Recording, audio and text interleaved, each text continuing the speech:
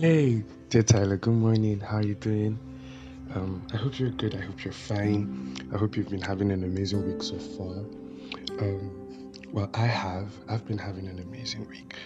Uh, so yeah, for those of you that like have my contact and all, I posted something on my WhatsApp recently, and I'll probably post it. I think I should actually post it on my Instagram handle, or dear Tyler's Instagram handle rather. But So finally, Dear Tyler has been listed under Apple Podcast, and that's like an amazing, amazing feat for me. This has been 5 months, right? This is the 6th month that we're doing Dear Tyler, and it took apparently that much time to be able to get Dear Tyler out.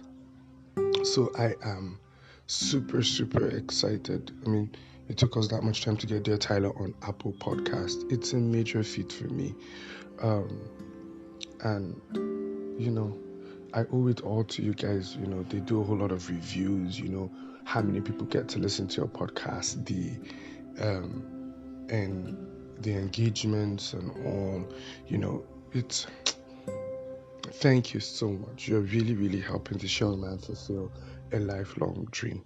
There are some analytics I'll also share on the group. I'll share on Dear Tyler's Instagram handle.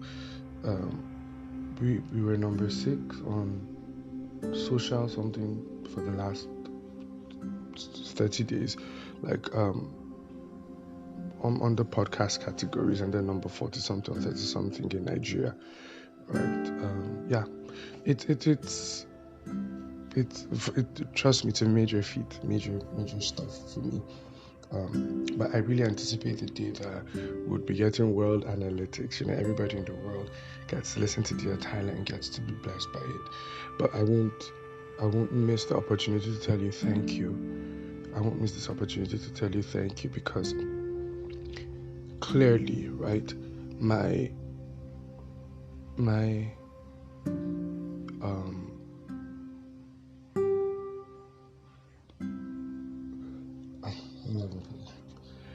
all of this is because of you guys, right? Everyone that listens to Dear Tyler, everyone that shares Dear Tyler, right? It's clearly you.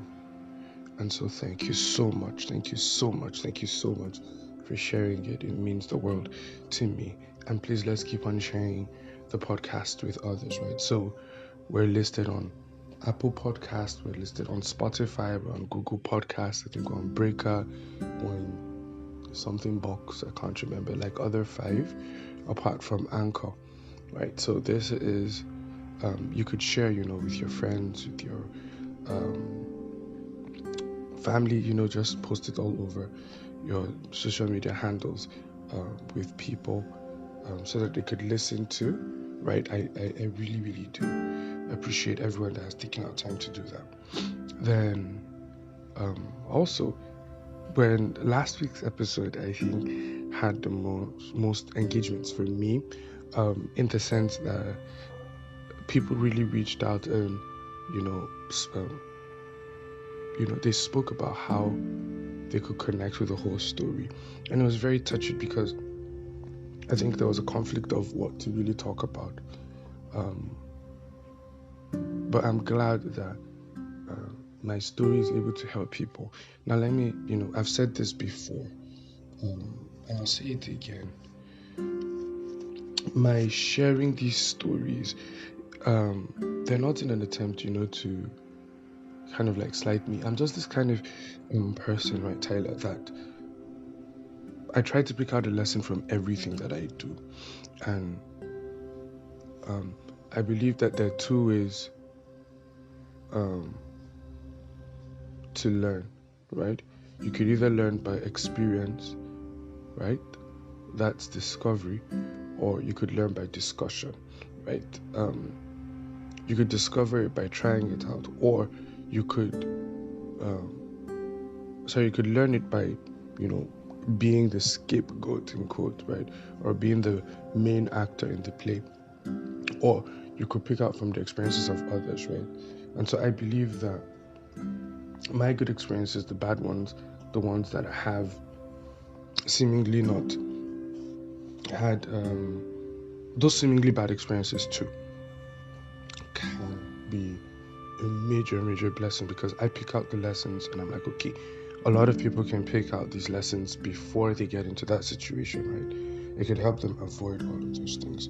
So um, this is why I really do share it, right? I think I'm beginning to become a little bit more comfortable sharing these stories, and I try my best to always keep them hopeful. Excuse me. So the whole topic on depression last week, I know it really touched a whole lot of people, and it brought hope to a lot of people. Today I'm going to continue the story, but I won't go into. No. Anyway, I'm going to continue the story about a major point of depression in my life, a major point of depression in my life, and the story of hope, how God still pulled me out of it, right? It has to do with my experience in Zaria. There are a lot of experiences that I've had in Zaria, and there's actually going to be a podcast that I'm going to talk about the spiritual aspect, the revival God started in Zaria. While I was there, I wasn't there at the very beginning, but I think I could say I was still part of the Genesis team, the Genesis generation, right, where it really kind of like began, and how God just started bringing out a whole lot of people. That's maybe like an epic story, because there are a whole lot of amazing testimonies and stories there. But I've had a history of anyway, we're going to talk about like the academic part and all, right? So maybe this will be the final on this note, something about depression, so that we could talk about things that are hopeful. But anyway, I hope this would be a blessing enough for us, right? I'm sharing this story because I've overcome, and I believe it could help people, right? So growing up, I'm not dull at all. I'm pretty intelligent, quite articulate, and yeah, I think I've got a very good way with words, extremely analytical in my ways, perceptions. I get to see things in ways that people don't see naturally, right? Got very good cognitive capabilities and abilities, right? So I tend to decipher quite a lot of complex issues quickly. So growing up, that was how it was. We had a little family crisis and blah. I don't want to get into that for the privacy of my family at the time. But when I got into secondary school, it was a new territory, and while I was battling the whole family crisis, it was affecting me academically. And because I was not able to reach out to a lot of people, I was not able to talk, I started having this downward spiral when it came to academics. So let me speak as I'll try my best to recall as much as I can. My first position, so in my school, Bethany Christian Academy, we're just 30 in a class. We're never allowed to be more than 30 in a class, not more than 60 in a set. And so we had AB. So we're a very compact school, never more than 360 at any point in time. It made it very, for me, it was very easy to know everybody. Well, so my first position in school, just one, first one was 18th out of 30. Second position was 15th out of 30. Third was 25th out of 30. Then I think just two. First time I came, was it 16th? And then I think that was I just halted. From then on, it was 20th, some blah. I remember my last position in secondary school, that was SS3 first up. The last position that I ever had was, we were only 29 in my class, and I came 28th. I failed biology, I failed physics, I failed biology, I got a P in physics, I failed chemistry, I think I got a B in further maths, I got an A in maths or B in maths or something. I got like a C in English now. This is somebody that was about to write YEC. It was a very, very terrible moment. I remember I had this guardian in school back then, and um, not really guardian, I won't call him a guardian, but he just kind of like monitored me, you know. He noticed that I loved the things of God, though I wasn't born again, but because I didn't know how to relate with people, church things were the only things that seemingly meaningful to me. And so my dad was out of the country, so he had just come back into the country rather. And that period, I think I was the last person to leave school. We were waiting for who would come and pick us up, and I was hoping that my dad would come. So he saw me, was like, Abigail, let me see your result and everything. He saw it, he was like, I'm disappointed, blah blah blah, that he's going to see my father when he comes, I mean whoever's going to pick me. So when my dad now came,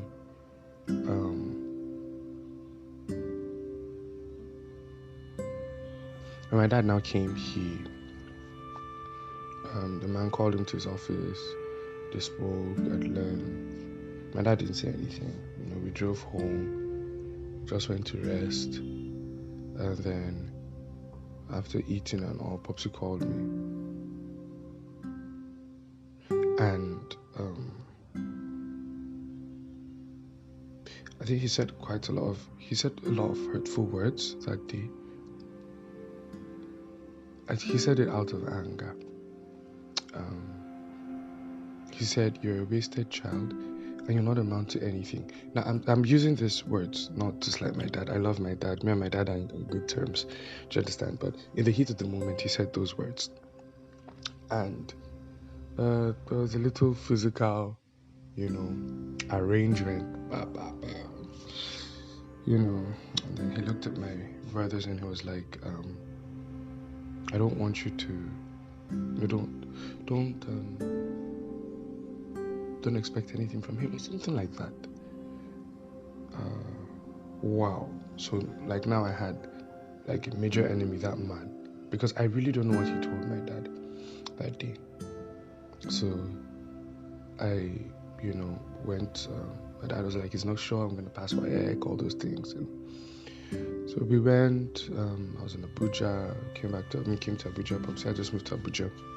Came to Abuja, staying over with an uncle.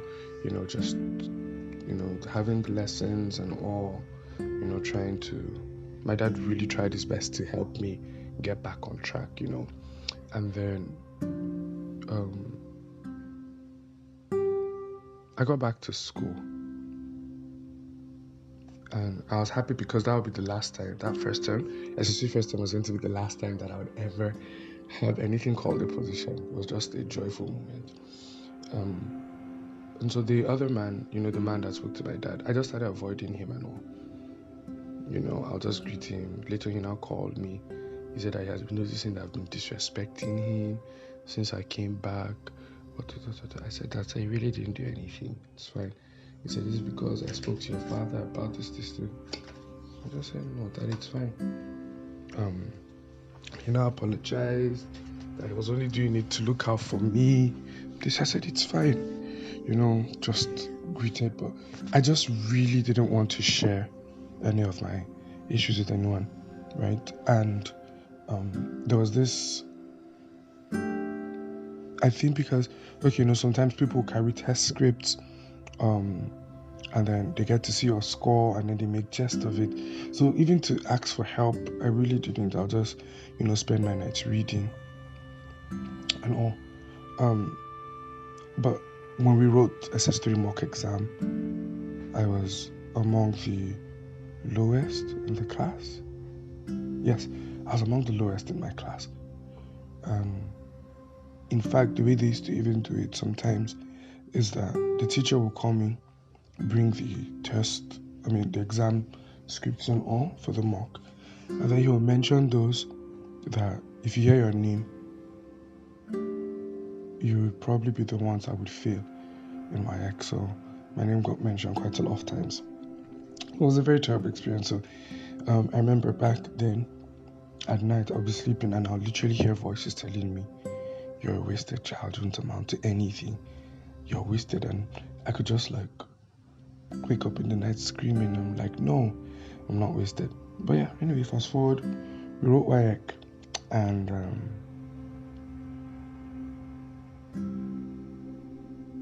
yeah, I think it's not terrible to tell. So I wrote WAEC in 2005, and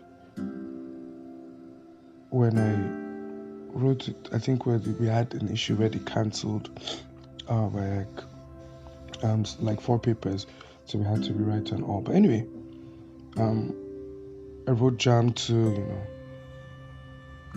when WAEC result came out. I went to print out, and I saw it, and I basically passed everything. I know I wrote technical drawing with malaria, and then further math was really horrible for me.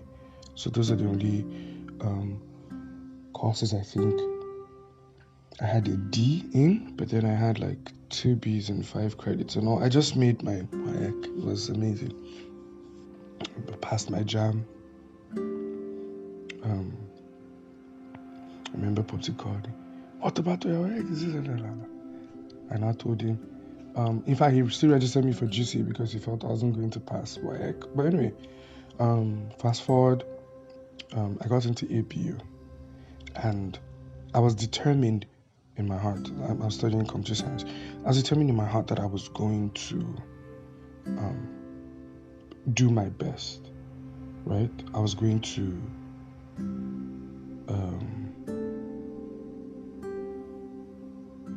study. So, I joined friends. We would do all-night study, and it was real study for me, not just. I really, really wanted to, do things different. Computer science, I had major dreams, and my first result came out, and it was 1.96.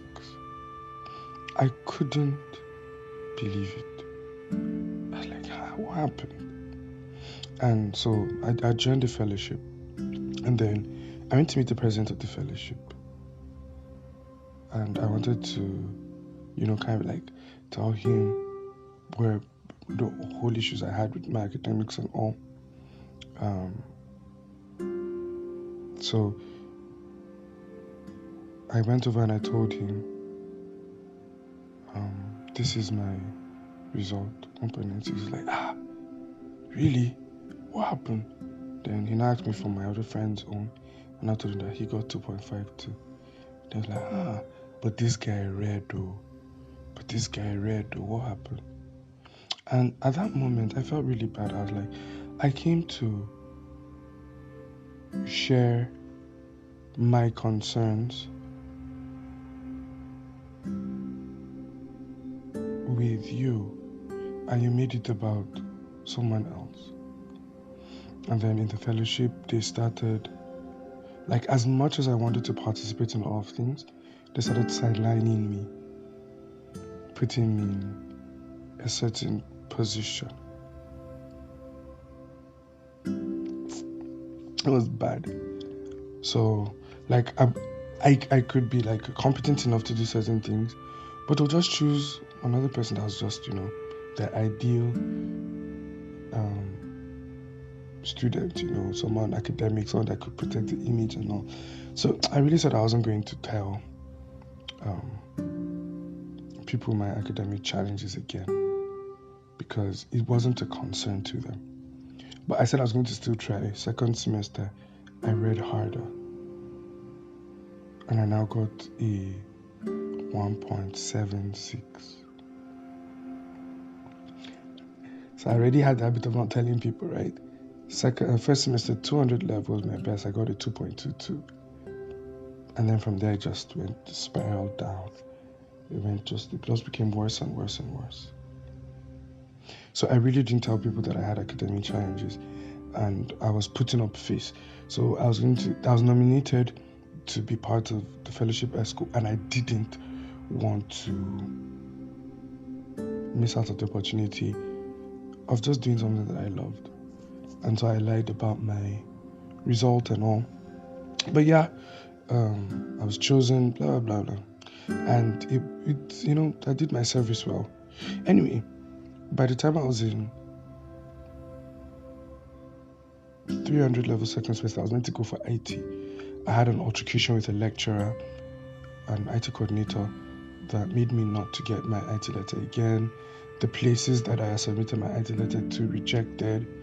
Um, and somehow I just lost interest. I was like, yeah, what they said about me is true. Um, what they said about me is true. Stuff like that. And so I really didn't give effort again. I would not attend lectures and just go and write tests. And funnily enough, because of I loved just seeking knowledge and all. I still had ideas of certain things that we were talking about in class, but yeah. Anyway, I could still go. It's not like I'll even get 0 in a test though. Maybe out of 10, 20 marks, you see me getting 6, 7. But it's not like I really read or something. It was just a very terrible situation. So somehow, because I'd lied to parents about my whole academic standing, and then I was looking for how to do change of course and all. It didn't work, but somehow somebody from my village that knew one of my uncles found out my registration number and went and checked my result. I went and told my uncle that Binga is having academic challenges or blah blah blah blah blah. And then the guy was always getting all close to me. Yeah, it's well with the guy, Sha.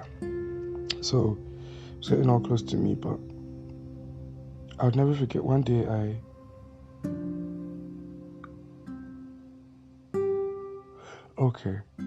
so I sent a message to my parents and just did some things. When I got back home,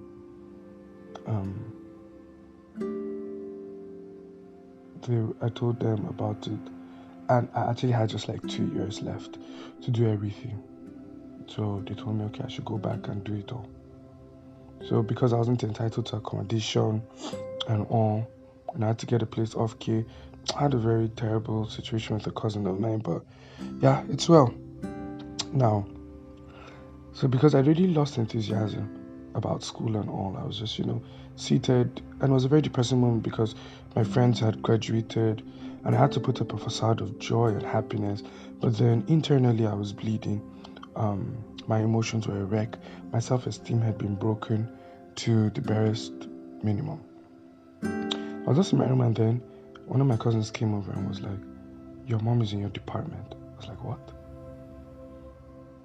So your mom is in your department. I was like, okay, let me take my bag. They're like, no, that we need to go now. It's like, okay. So we went, took a bike, we entered school.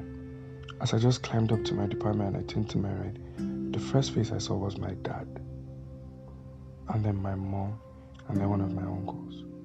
And then my dad said, say, I've caught you today, blah, blah, blah. Very dramatic scene.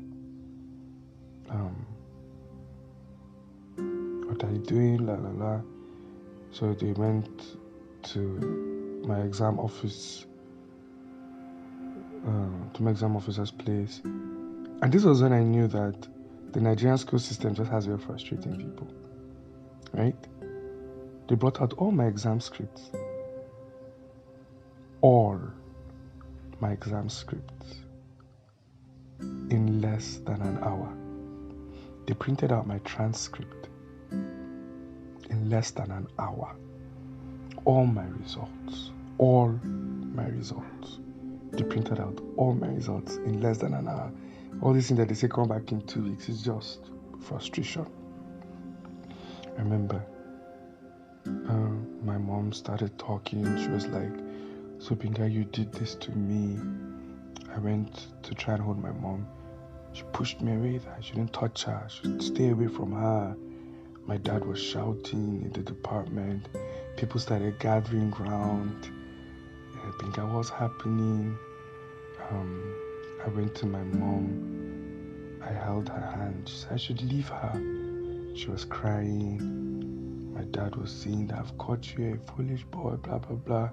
I just went to one side of the department. I just sat down on the floor. Tears were just gushing through my eyes. I remember that day I had like 100 naira. And what I wanted to do, back then they used to allow bikes in ABU. So all I wanted to do was just climb a bike and give him 100 naira and tell him wherever this 100 naira can take me, drop me. My dad called my cousins, showed them, see your cousin's results. He's a very foolish boy. This, that. Rubbish, this. He was shouting. When my dad notices people coming around me, when they leave me, he'll drag them and say, do you know Binga? What does he do? Like now that I'm even saying it, but I'm like basically in tears. Because it was extremely, extremely embarrassing. So they just picked me up, just entered the car, and we were on our way to Kaduna that day. I went to my uncle's house to eat, and then I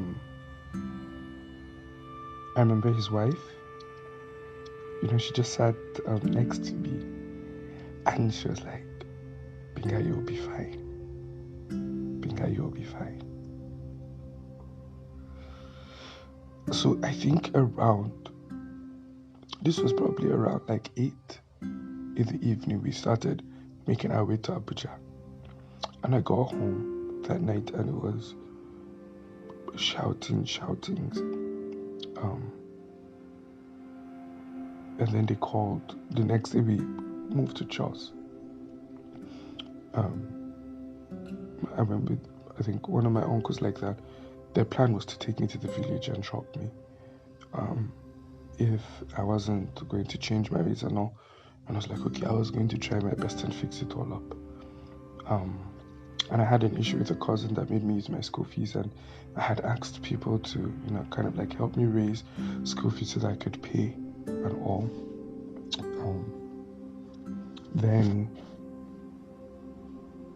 So when my dad asked, do I have school fees? I was like, yes, because my guys had already raised the school fees for me and everything. When I got back to Zaria, the day I got back to Zaria, one of my cousins that I had helped out on something came over and said that I had deceived him and he wants his money back. We were meant to get a room of K together. Deceived him. He said some nasty, nasty words. And so the money that I had, I gave it to him. And I wasn't able to register again. And I just really kept quiet about it, didn't say a word. I felt broken.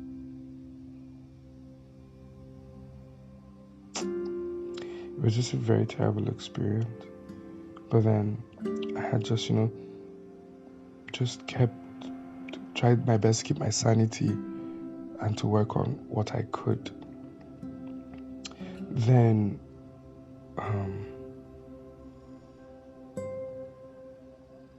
so there was this day, I was just outside with friends and, talking, gisting. And then I got a call. One of my aunties was around. So when I went there, I met her. She's like, Binga, we got a scholarship for you somewhere. And I was like, I really don't need the scholarship. But she gave it to my younger brother. Like, he would make better use of it. That's how broken I was. Like, I didn't even want people to waste their time on me. Within that period, I hadn't spoken to my dad in 6 months. I wasn't getting any stipend from home. God just raised the woman. I went for administration, and God impressed it in her heart that as long as I am in school, every month she should be giving me 5K. Trust me, back then, 2010, 5K was a lot of money. It's not now that you can use it for one bolt ride. 5K was a whole lot of money. Anyway, so they were saying something about scholarship and all.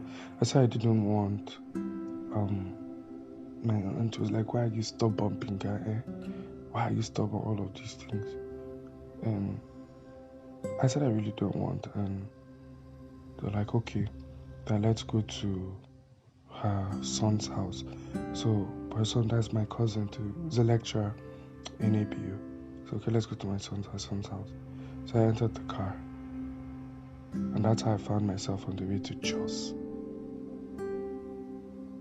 It was when we had passed on certain level. She was like, that she's sorry, but they came to carry me out of that zaria. I was just looking at them like this. They had pinned me in the middle of the car. So I remember that day, as I was just driving, I just wanted to pull the handbrake, let all of us all die. I just kept very quiet. It's my uncle's wedding day, so I went to Jos, greeted the family, hugged them. Then they came over the next morning. They were like, you're going to Abuja to see your dad. I said, what for? I really started reacting. I was like, I don't have anything to give you, right? Until I have something to show my dad, I'm not going to see him. And nobody should put pressure on me. It was really bad. My aunts were crying. The other ones were making noise and saying, think you're stubborn. I said, what's your business with me? Right? What's your business with me? Anyway, so I said I wasn't going. And then they just agreed. And then they took me to where my mom was staying. Her younger brother just got married, so I went there. And then that night I had a discussion with my aunts and one of my senior uncles like that. And I think that's when they really realized what I was going through. So the next morning my mom came. She knelt down at my bed and told me that I should please forgive them. Right? But we really need to go to Abuja to see my dad. That whatever happens. I begged. She came with my aunts, they begged me. I said, okay, let's go. When I came to Abuja, I just entered the room. My dad was not around. When he came in, my mom and aunt went to see him. And then my dad called me, I think around like 1. And then at that time, he asked me what happened. I told him. And was just, raking shouts throughout for hours. And he told me that you're never going back to Zaria again. You're going to stay back here. We're going to write jam again. We're going to pick another school, blah, blah, blah, blah, blah. And then, like, I left with my wallet and my phone. Absolutely nothing again. It was that bad. Anyway, so I stayed back at home. My mom left back to Taraba. So just my dad, my stepmom, my brother. It was just a very terrible period because like every morning before he goes out, he will call me, tell me how I've disappointed him, how I've put shame to the family's name, Wow, this is almost 30 minutes. It's over 30 minutes. But I'll finish the story. I'll try my best to round it up and all. How all my younger ones are ahead of me, and then he would go out, and then in the evening he would come back. It was consistent, a consistent moment of tears. I remember back then I'll just message Apostle Selman and just tell him what I'm going through. He'll just tell me, think I'll be strong. I had to reach out to the lady because I had been very, very dishonest to a whole lot of people while I was back in Zaria there. So I had to let everybody know what was going on. I remember when it was time for my jam, I wrote jam and I passed and I got into ATBU Bauchi. I was directed there. Now, it was really, really hard for me thinking that I'm going to start again. And all courses in ATB are 5-year courses. So I remember I kept very quiet about my story and all. I remember my first result was 3.7, but I had to carry over because in one of my test scripts, the lecturer told me to see him, and because I didn't put my department on the script, and so in ATBU, if you miss a test, it's better you get 0, but if you miss a test, it's an automatic carry over. Well, anyway, fast forward, and by the time I graduated, my final year first semester result was 4.41. Second result was 4.42. But due to some terrible moments, still I graduated with a 3.49, just below 2.1. But I graduated. I'm done with school. I'm working. It took me 13 years, if I'm not mistaken. No, it took me 6. Yes, it's 13 years now, right? It took me 13 years, basically, to leave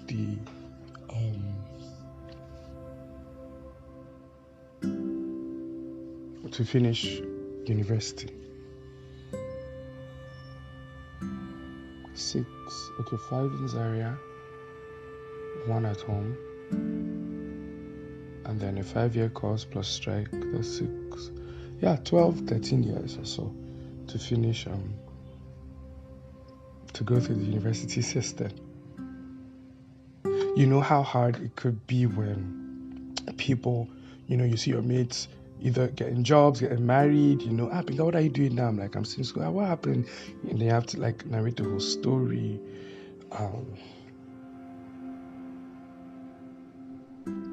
But within, being in Bauchi, being in a new environment really did help because nobody really had to know my story until I shared it with them. But then again, it always gave that sense of a new beginning. And I think God helped me to see that that's how every day is. Every day is like that clean sheet for you. It's like that clean sheet for each and every one of us, that we have the ability to write what we want on that day. I know how terrible I felt. I felt that I'd never really amount to anything. I felt like I wasn't going to be much, do much. I always felt like I would be at the background, relegated, always trying to catch up with people in a lot of things. But see how God has changed my story. Literally. Like I said, I knew that a lot of things that my dad, my folks at home said, it was really out of pain, and I totally understand them, right? I hold no grudge against them. But I'm not wasted. My life is really amounting to something. When I get to see people that are like, oh, Binga, your life has blessed me so much, or you're doing this, or you're doing that, it just reminds me of, God truly has that final say. As long as you are breathing, as long as we are all breathing, right, we still have a chance. It doesn't matter how deep our mess is, God can still make something out of it. God is always willing to make something out of it. God is always willing to make something out of it. No matter how deep our mess is, God is willing to make something out of it. So, so a lot of people will be like, but you were in Zaria, what happened? So that's the story of what really happened. And, we're in good terms, with family, God is just faithful. I see this thing about life, right? Nobody really cares to know your story. As long as you can profess solutions, anybody would love you. Anybody would value you. Anybody would honor you. Anyone would respect you. Anyone and everyone. So I could live my life, if not because I want to use this story to be a blessing to people. You won't know. And trust me, you won't even care. And that's how most of our stories are. Unless we're going to use them to be lessons for other people. It's not a do or die affair that you have to always go back and revisit it and make it a stronghold in your life. No. You are the author. In quote. You can write whatever you want to write. You can write whatever you want to write. You can come out of any situation. You see, God is right by your side. God is right by our side at every point in time. You can come out of any situation. I remember these periods. I had to consistently remind myself about the love of God, how much God loves me, because I wasn't seemingly getting it from people. And it's not their fault. They are humans. We have this broken nature naturally, right? The only infallible person in this life is God himself. And so it was only wise of me to be able to draw from him. Oh, I spend time. Maybe that's why a lot of people feel like Benga writes a lot of love songs or writes a lot of songs about love of God and all. Do you understand? Those periods were very precious for me. And that was what kept me going. God's love, consistently God's love. I remember my Uncle Noga, late now. I think he was the only one that never really made a fuss about my situation. There was something he told me. He said, Binga, you cannot impress anybody again, but you can surprise people. Don't do things to impress people. Do it to surprise them. They have a notion about you. Change it. Just change it. God, I miss you. I think that's one person I wish I really spoke to a lot more. But he said, don't do things to impress people. Do it to surprise them. Because they already have a notion about you. And so trying to impress them would be a wasted battle. Just surprise them. Do things out of the natural. Do things out of the regular. Right?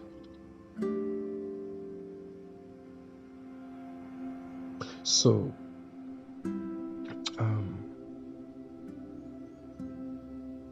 I don't know what you're going through, Tyler. I don't know what's been a battle for you. Remember the last time I said, learn to talk, right? Do it. Trust me. Just find somebody that you could talk to. I had a very terrible relationship issue that I started having panic attacks at night. My healing came and I started speaking to someone. I just had to open up to the core. But I was entering into a deep rut, a deep major rut. So find someone to talk to. First of all, talk to God and then find someone to talk to. I don't think, right, that God would ever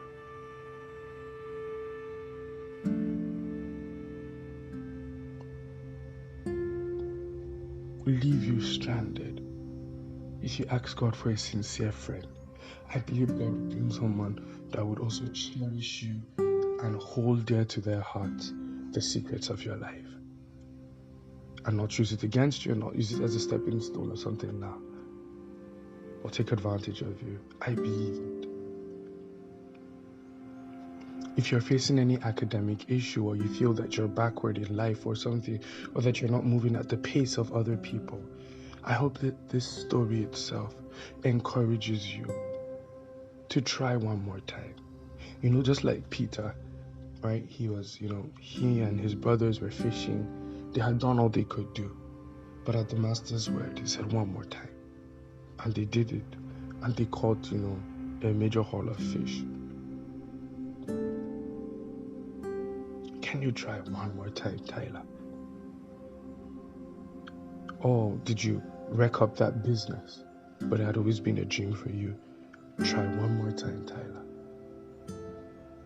Oh, did you have issues at school? You've written JAM 5 times, 6 times, you failed WAEC, or you've, had issues in trying to get into the university.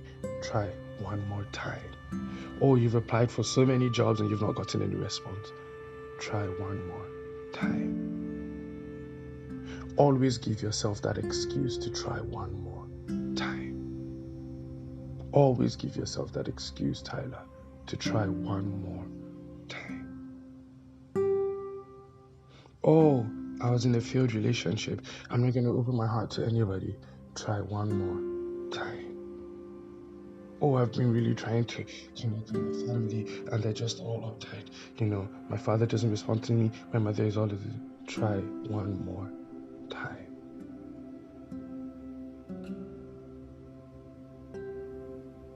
Try one more time. Do not give up on hope. Do not give up on faith. Do not allow the enemy steal your source of hope. Do not.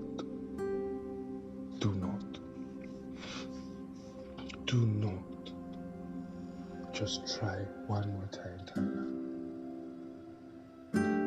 This story tells you that you're not alone when it comes to facing challenges.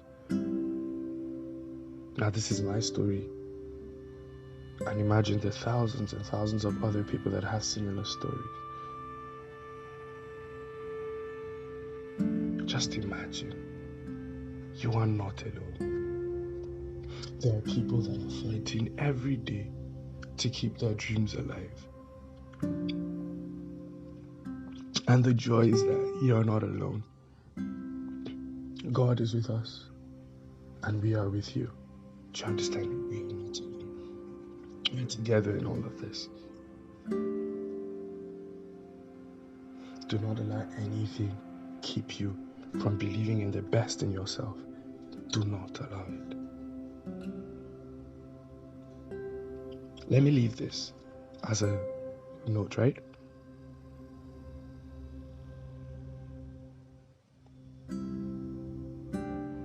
What anybody says about you is their opinion. And because it's their opinion, it has the ability to be right or wrong. It's not a fact. It's not a pronouncement. It's their opinion. It becomes a pronouncement when you agree to it. It becomes a pronouncement when you accept it. You're not good enough. That's your opinion. And I respect the fact that you have an opinion, but I am good enough. That's the fact. You're not beautiful. That's your opinion. I respect the fact that you have an opinion, but that's not the truth. The truth is, I am beautiful. You're not worth it. That's your opinion. I respect it, but I don't agree with it. I am worth more. I am priceless. That is going to be too hard for you to do. I respect your opinion, but I would find a way. Keep this mindset in you consistently, Tyler. Keep this mindset in you consistently, Tyler, and see the great stuff that would happen. It would so blow your mind. So blow your mind. So blow your mind, Tyler. Right? Wow, so I really do hope that this blessed you. I really do hope that it blessed you, and you know, thank you again for listening. Please let's share this out with other people. I believe these are stories that people would really need to listen to. People can learn from. It could help a whole lot of people. So please let's do well to share it with other people. Let's tell people about dear Tyler. You could get the links. There's a way to share it from either Anchor or whatever podcast app you're using. Just share it with other people. Just do your, it's well. Just share it with people. I think it's really awesome. So I want to thank you guys for listening. Sorry that it's very long like this, but I'm sure it was worth it, right?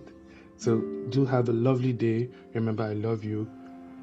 I believe in you, and I'm always rooting for you. Have an awesome day. Bye.